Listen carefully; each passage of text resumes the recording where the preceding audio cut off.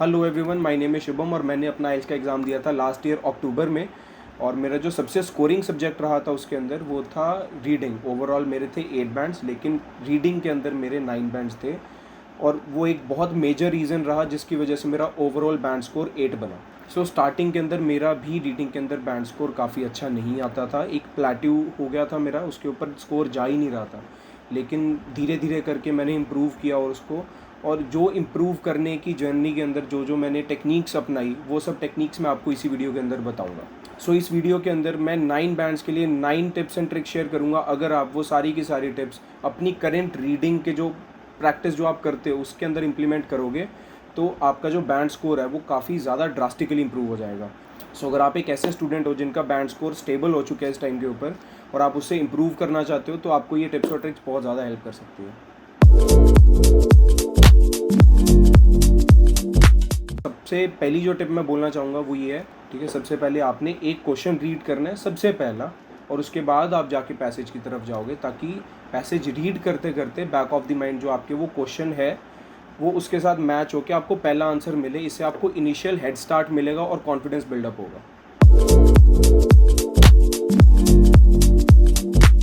सो ये जितनी भी मैं टिप्स बताऊंगा ये मोस्टली इंटरकनेक्टेड है और जो सबसे ज़्यादा इम्पॉर्टेंट है मेरे हिसाब से वो ये सेकंड टिप ही है।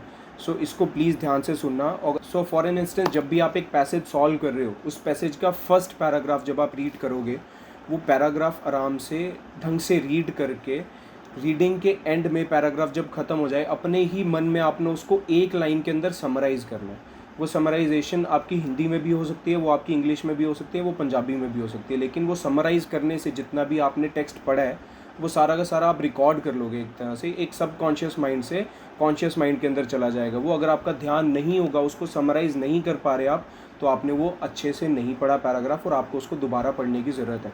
जब तक आपके पास वो एक लाइन की समरी तैयार नहीं हो जाती तब तक आपने उसको पढ़ना है और उसको समझना है।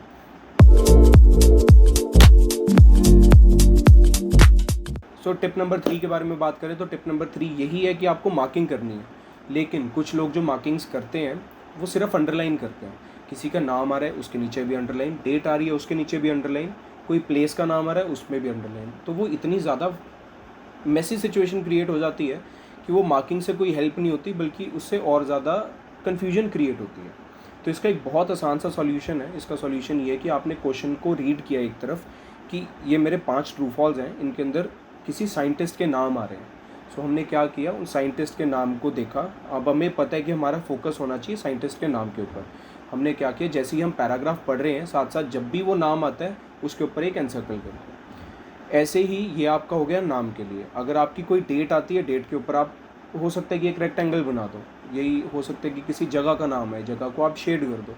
तो ये आपने खुद की अपनी मार्किंग्स बनानी है जो कि सिर्फ आपको समझ में आए और उससे जो अंडरलाइंस की कन्फ्यूजन होती है वो सारी की सारी ख़त्म हो जाए। तो इससे ये होगा कि जब भी आप एक क्वेश्चन को पढ़ोगे, अगर आपके सामने डेट आई है तो आपको पता होगा ये डेट सीधा वहाँ पर कनेक्ट हो रही है क्योंकि वहाँ पर हमने एक डिस्टिंग्विशिंग मार्क बना रखा है।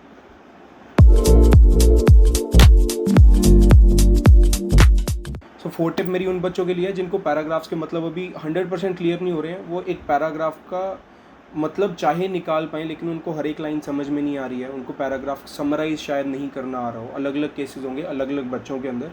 कुछ लोग हैं जो वर्ड बाय वर्ड ढूंढते हैं कि ये मेरा क्वेश्चन है, अगर ये वर्ड बाय वर्ड यहाँ मिल जाए तो मैं उनको कनेक्ट करके आंसर ढूंढती हूँ। लेकिन इस केस के अंदर जो प्रॉब्लम्स हैं वो काफ़ी कॉमनली अराइज हो सकती है।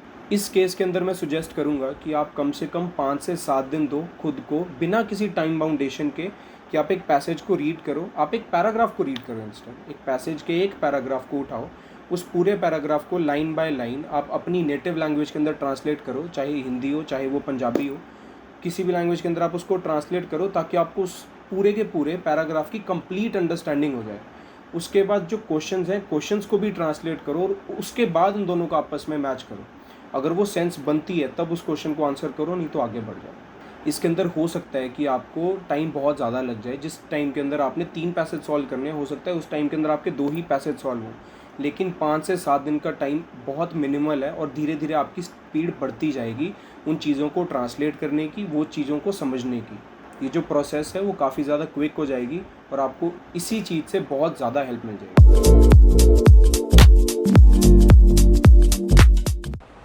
सो यहाँ पर हमारी रीडिंग स्पेसिफिक टेक्निक्स ख़त्म होती हैं। यहाँ से अब हम आएंगे क्वेश्चन बेस्ड टेक्निक के ऊपर कि कौन कौन से क्वेश्चन के अंदर क्या क्या प्रॉब्लम्स आती हैं, और अगर आपको भी वो प्रॉब्लम आ रही हैं तो उसको आप सॉल्व कैसे कर सकते हो।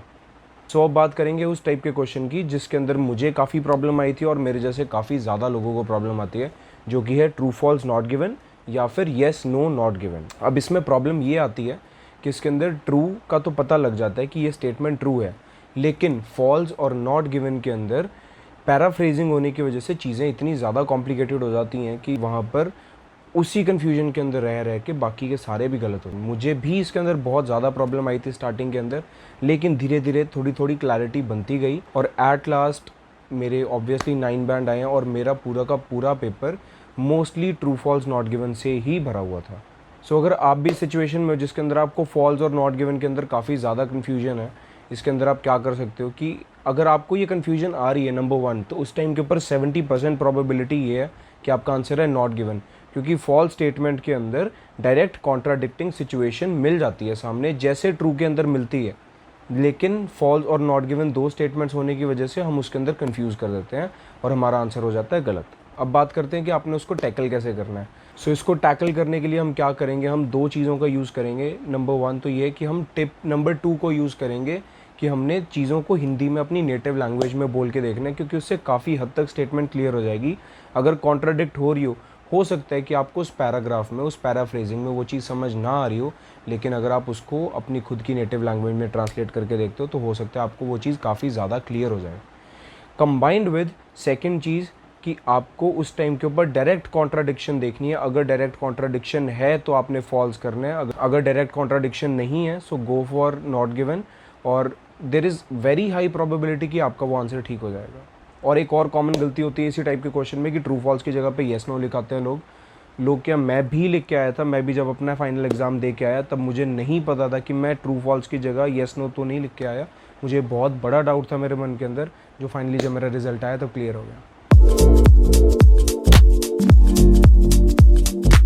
सो अब हम सेकेंड टाइप के क्वेश्चंस की बात करें तो उसके अंदर आता है फिल इन दी ब्लैंक्स, जिसके अंदर सबसे ज़्यादा प्रॉब्लम ये आती है कि पता नहीं लगता इस फिल इन दी ब्लैंक्स के अंदर टोटल नंबर ऑफ़ वर्ड्स कितने भरने हैं।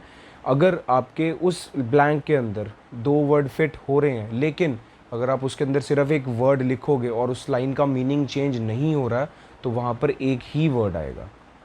अगर आपके वो 2 वर्ड ना लिखने की वजह से आपकी पूरी लाइन का मीनिंग ही चेंज हो रहा है तो आपका वो साथ में सेकंड वर्ड भी आएगा। ये बहुत कॉमन गलती है, इसको आप 2 बार पढ़ोगे अगर पूरे के पूरे सेंटेंस को विद सेकंड वर्ड और विदाउट सेकंड वर्ड, तो आपको सारी की सारी सिचुएशन साथ के साथ क्लियर हो जाएगी।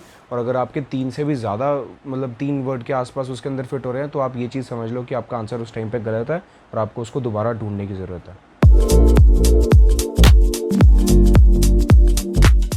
अब बात करते हैं सबसे ज़्यादा बड़ी प्रॉब्लम जो कि होती है लिस्ट ऑफ हेडिंग्स के अंदर।